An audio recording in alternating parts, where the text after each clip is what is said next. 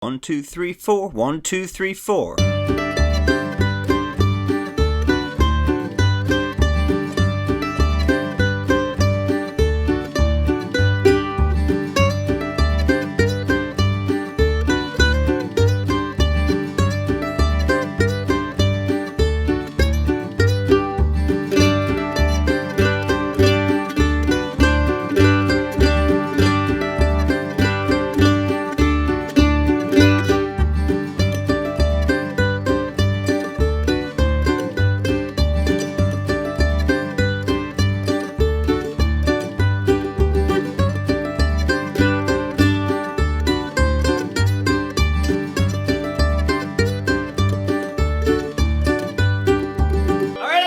Mandolin Land, Mike Heading here, coming today with the old kid song, London Bridge in the key of G. We're going to use this simple old melody to work on, one, learning a basic melody, practicing memorizing a basic melody. It's a pretty short form, which will be good practice.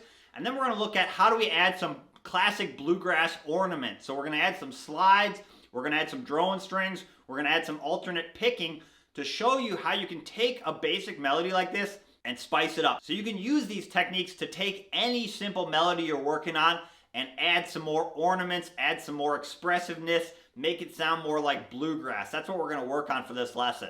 All right, let's start breaking down London Bridge in the key of G. Here we go. All right, so before we jump into this London Bridge lesson, let me just preface this lesson by saying we're using the melody of London Bridge as a vehicle to look at how do we take a simple melody and spice it up. In reality, you're probably not going to play London Bridge at a jam session, so that's not really the point of this lesson. The song itself is kind of immaterial to this lesson. We're using this simple melody that you're familiar with as a way to look at how to spice up a basic melody. Okay, so the whole form of the melody is actually just 8 measures long, so it's a good one to memorize as well if you want to practice memorizing, getting off tab. Let's just play the whole basic melody. Here we go.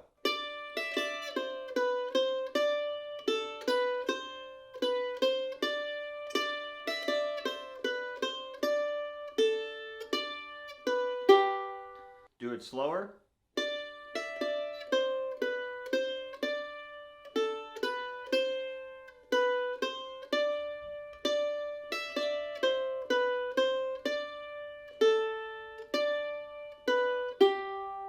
Okay, so we're going to get some good counting and good picking practice in the key of G. This song's in the key of G. And we're going to start up on the 5th fret of the A string with our ring finger, our 3rd finger.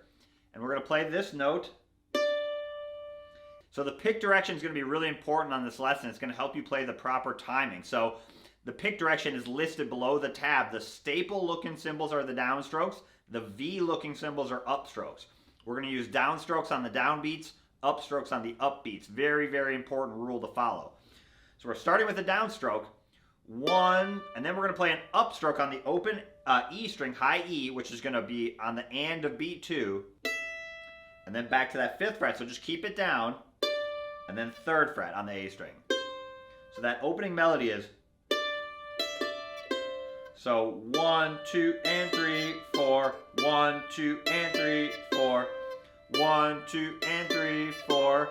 And then we play a little response lick. We're going to go 2nd fret on the A string, 3rd fret, and then 5th fret. So 2 quarter notes and a half note. So 1, 2, 3, 4. And a couple things I want you to practice there is when you go 2, 3, 5, those are my frets, right? So watch my hands back here, right? Don't do this. See, I'm lifting the ones up behind. When I go to put that one down, I lift the one behind it up. Practice keeping those fingers down if you can. See how I'm keeping these ones down? It's going to help you build proper technique. It's also going to get you out of the habit of just lifting your fingers up automatically, which is a bad habit to get into. So let's play that opening melody line, the first 2 measures we have. So 1, 2, and 3, 4, 1, 2, 3, 4. And then we do another response lick. Same idea on a D chord this time. We're going to go open, 2, 3 on the A string. Same timing. 1, 2, 3, 4. Same thing, don't lift your fingers up. And then we actually play that same response in measure 2. So we're going to play that phrase a lot, that So let's play those first 4 measures, not too hard. We have 1, 2, and 3, 4. 1, 2, 3, 4. 1, 2, 3, 4. 1, 2, 3, 4. And if you're having trouble with those half notes, what you can do is play them as 2 quarter notes. So it would sound like this.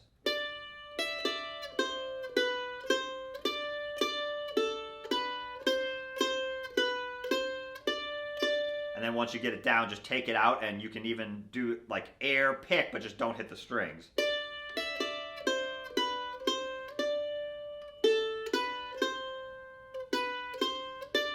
Okay, then we play that same melody line. So measures 5 and 6 are the exact same as 1 and 2, so same melody. That's all the same, and then we play a little response, like 2 half notes, open A, and then 5th fret. So that's 1, 2, 3, 4, and then we go 2nd fret, and then down to the 5th fret on the D string. That's going to be a dotted half note. So dot adds half of what the normal amount is, so 1.5. So a half note is 2 beats. So a dotted half note is 3 beats because you get half. It's 1 plus a half. So 2 plus 1 is 3. So we have 1, 2, 3, 4. 1, 2, 3, 4. Let's play measures 7 and 8 together. We have 1, 2, 3, 4. 1, 2, 3, 4. 1, 2, 3, 4. Another habit, small habit to get into, but notice how even when I play this, I'm not lifting my first, I'm not doing this. Practice keeping your fingers down as long as possible.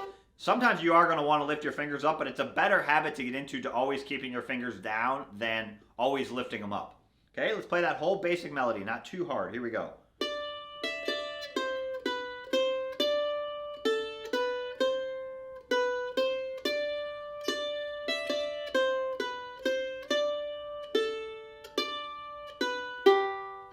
Honestly, if you practice the first 2 measures, you have 50% of it down, because measures 1 and 2 is the same as 5 and 6. It's only 8 measures long. So if you learn the first 2 measures, you have 4 of the measures of the 8 down, so 50%. You just loop that. Really practice the pick direction, though. It's really going to help you out.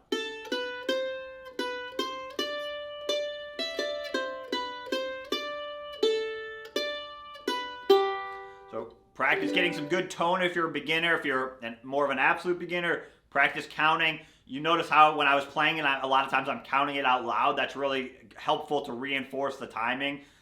Practice along with the practice tracks that I've provided. But I think you can get this one with some practice. Start with the first 8 measures. You can practice memorizing. You can practice looping the entire thing.